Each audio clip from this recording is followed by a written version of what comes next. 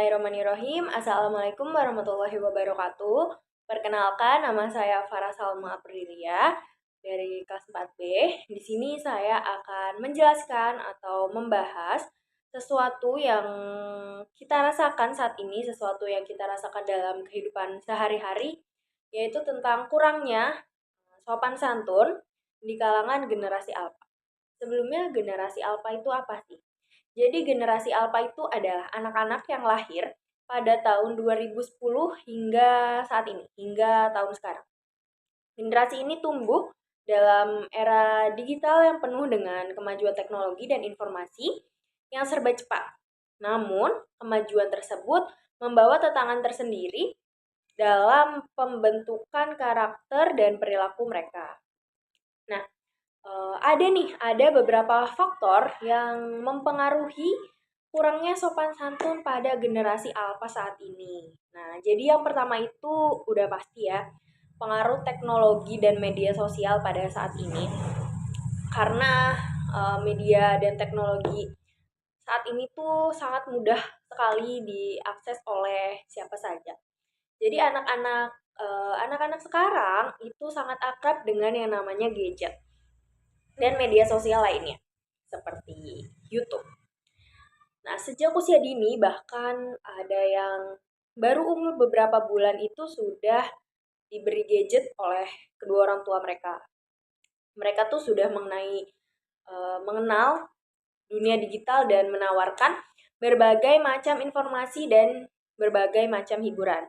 Sayangnya tidak semua konten atau tidak semua media menayangkan hal-hal yang berbau pendidikan. Ada juga yang menampilkan hal-hal yang kurang bermanfaat, seperti konten yang menampilkan perilaku kasar, tidak menghargai orang, terus berbicara kasar, bahkan ada yang mengandung unsur kekerasan. Nah, anak-anak sekarang yang terpapar konten seperti itu cenderung menirunya dalam kehidupan sehari-hari. Nah, jadi selain itu media sosial juga seringkali menjadi ajang untuk menunjukkan diri secara berlebihan ya. Disinilah seringkali anak-anak belajar meniru dan melihat perilaku yang kurang sopan seperti komentar kasar atau perilaku tidak menghormati orang lain. Hal ini menjadi lebih parah ketika tidak ada pengawasan dari orang tua ataupun guru. Saya memiliki satu kasus yang memang berada di sekitar saya dan terjadi di lingkungan saya. Itu terjadi pada adik saya sendiri. Saya mempunyai adik kurang lebih umur 7 tahun, sekitar mau naik kelas 2 SD. Dia memang sudah diberi gadget dan punya HP sendiri. Jadi dia itu sering sekali main game, nonton YouTube, terutama short YouTube. Kayaknya anak-anak sekarang sering banget saya lihat mereka suka banget yang namanya nonton short YouTube. Mereka scroll dan di dalam short YouTube itu berbagai macam konten, ratusan konten dari mulai yang mendidik, yang lucu, yang tidak berfaedah, atau bahkan sekedar hiburan semata. Dan mungkin saja ada beberapa konten yang memang orang tersebut memakai kata-kata kasar. Ada satu video waktu adik saya nonton, orang tersebut mengucapkan kata-kata kasar, satu kata kasar. Kemudian pada suatu hari saya dan keluarga sedang kumpul bersama. Kemudian adik saya tiba-tiba menceploskan atau membicarakan kata tersebut.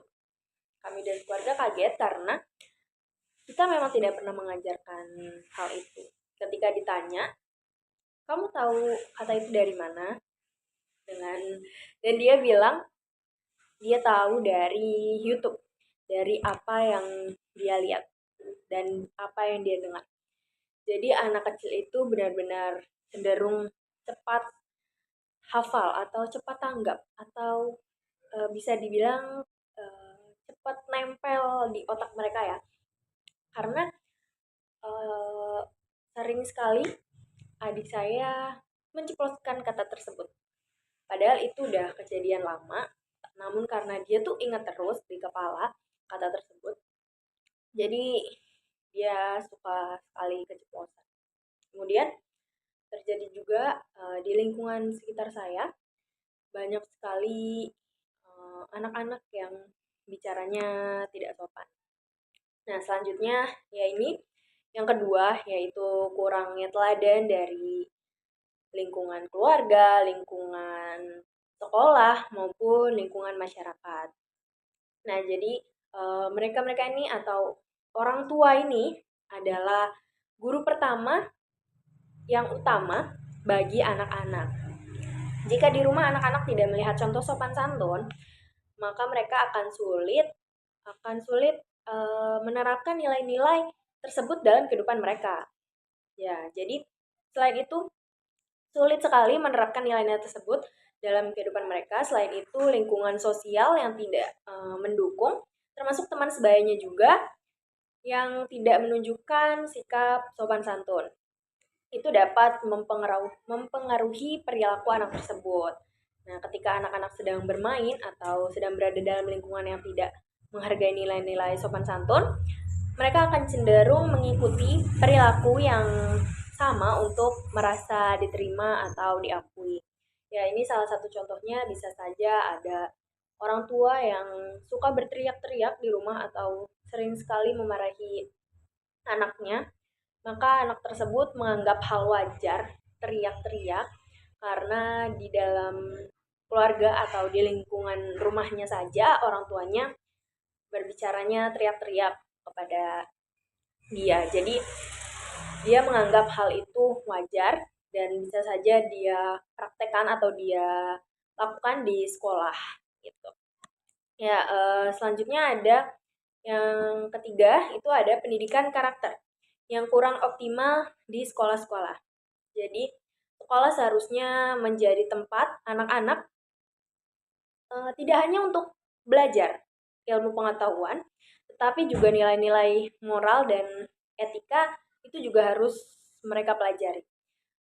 Namun jika kurikulum dan pengajaran di sekolah tidak menekankan betapa pentingnya sopan santun, anak-anak akan kehilangan kemampuan mereka untuk atau menghilangkan kesempatan mereka untuk belajar dan memperhatikan nilai-nilai tersebut. Guru ini memiliki peran penting dalam membentuk karakter siswa, tetapi jika peran tersebut akan kurang efektif jika tidak didukung oleh sistem pendidikan yang komprehensif. Nah, dari ketiga masalah tersebut atau ketiga faktor tersebut, kita mempunyai cara untuk mengatasinya. Nah, jadi untuk mengatasi masalah ini diperlukan kerjasama dari berbagai pihak, dari mulai orang tua, lingkungan, serta guru di sekolah.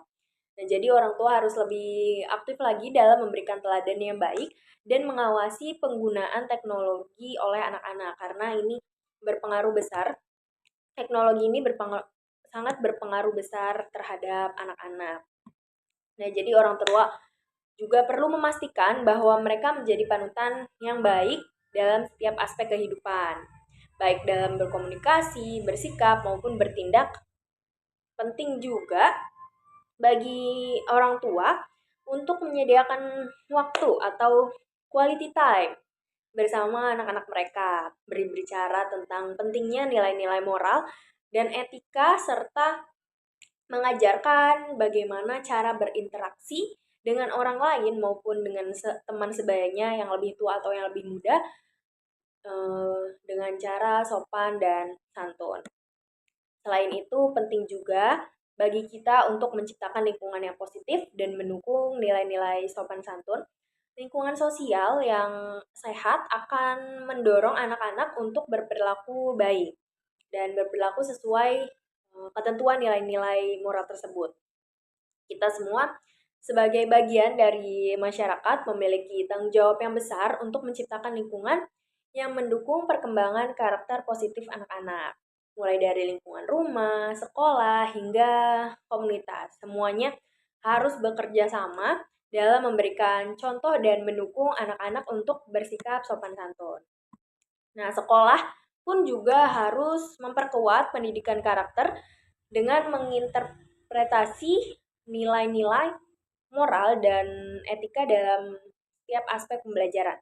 Program-program eskul atau ekstrakurikuler yang mengajarkan kerjasama, empati, dan penghargaan atau penghargaan terhadap orang lain juga perlu ditingkatkan.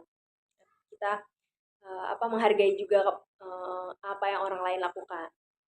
Guru harus diberi pelatihan yang memadai untuk menjadi fasilitator yang baik dan berguna untuk memperdalam pendidikan karakter ini sehingga mereka dapat membantu siswa dalam mengembangkan sikap sopan dan santun. Nah, selain itu kita juga harus memanfaatkan teknologi dengan bijak. Alih-alih membiarkan anak-anak mengakses konten-konten yang tidak jelas atau tidak berfaedah atau tidak mendidik, kita bisa mengarahkan mereka untuk mengakses konten-konten yang positif dan edukatif. Karena di YouTube misalnya itu juga banyak sekali ya konten-konten yang edukatif, misal belajar membaca, belajar menghitung, belajar menghafal, belajar nama-nama hewan, nama-nama buah, dan segala macam itu banyak. Jadi kita bisa pilih-pilih mana konten yang bermanfaat dan mana yang konten tidak bermanfaat. Jadi ada banyak sekali sumber daya yang dapat digunakan untuk mendukung pembelajaran dan pengembangan karakter anak-anak.